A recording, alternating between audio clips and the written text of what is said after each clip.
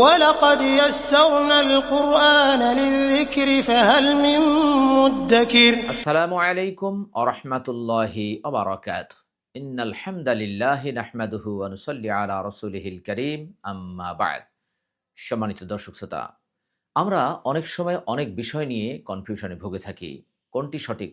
সাধারণ একজন আলেমের কথা সঠিক, নাকি ইউটিউব, ফেসবুক, টুইটার, ইনস্টাগ্রামে যারা লেকচার বক্তৃতা দিচ্ছেন তাদের কথা সঠিক? বিষয়টি যদি ইবাদত সংক্রান্ত হয় তাহলে আমরা দ্বিধাদ্বন্দ্বের ভিতরে আরও বেশি করে ভুগতে থাকি। এমনই একটি বিষয় হচ্ছে সাজদায় পাঠের একটি দোয়া, যেখানে বলা হয় যে সুব্বুহুন কুদ্দুসুর রব্বুল মালাইকাতি ওয়ার রূহ, সুব্বুহুন কুদ্দুসুন নাকি সুব্বুহুন কুদ্দুসুর। আমার এক মুসল্লি অনেকদিন যাবৎ তিনি এই বিষয় নিয়ে দ্বিধাদ্বন্দ্বের ভিতরে ভুগছেন যে সুব্বুহুন কুদ্দুসুন নাকি সুব্বুহুন কুদ্দুসুর। তিনি আমাকে প্রশ্ন করেছেন, আমার কাছে জানতে চেয়েছেন, মেসেজ পাঠিয়েছেন। আমি বারবার একই কথা বলেছি যে এই জায়গায় সুব্বুহুন কুদ্দুসুর রব্বুল মালাইকাতি হবে, অর্থাৎ সিনের সাথে রকে মিলাতে হবে।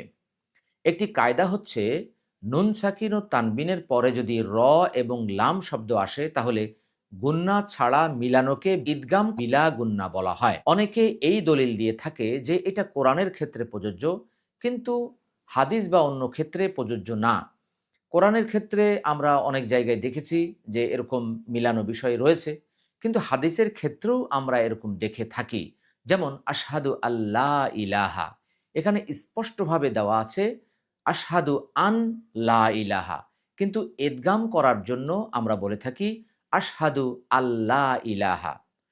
এছাড়া মুহাম্মাদুর রাসূলুল্লাহ, যেটা কোরআনেও আছে হাদিসেও আছে, শব্দটি হচ্ছে মুহাম্মাদুন রাসূলুল্লাহ, কিন্তু ইদগাম করার জন্য আমরা বলি মুহাম্মাদুর রাসূলুল্লাহ।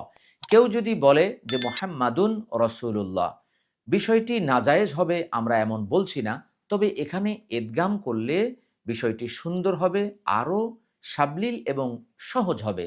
এ কারণে আমরা যদি বলি যে সুব্বুহুন কুদ্দুসুর রব্বুল মালাইকাতি ওয়ার রূহ, তাহলে আমরা একটা নিয়ম ফলো করলাম এবং এটাই সঠিক নিয়ম। আশা করি বিষয়টি অনুধাবন করতে পেরেছেন। কেউ যদি সুব্বুহুন কুদ্দুসুন বলে তারও তাসবিহ হয়ে যাবে, তবে সুব্বুহুন কুদ্দুসুর রব্বুল মালাইকাতি ওয়ার রূহ এটা আমরা বলার চেষ্টা করব। আল্লাহ তাআলা আমাদেরকে কোরআন সুন্নাহর সঠিক বিষয় জেনে সে অনুযায়ী আমল করার তৌফিক দান করুক।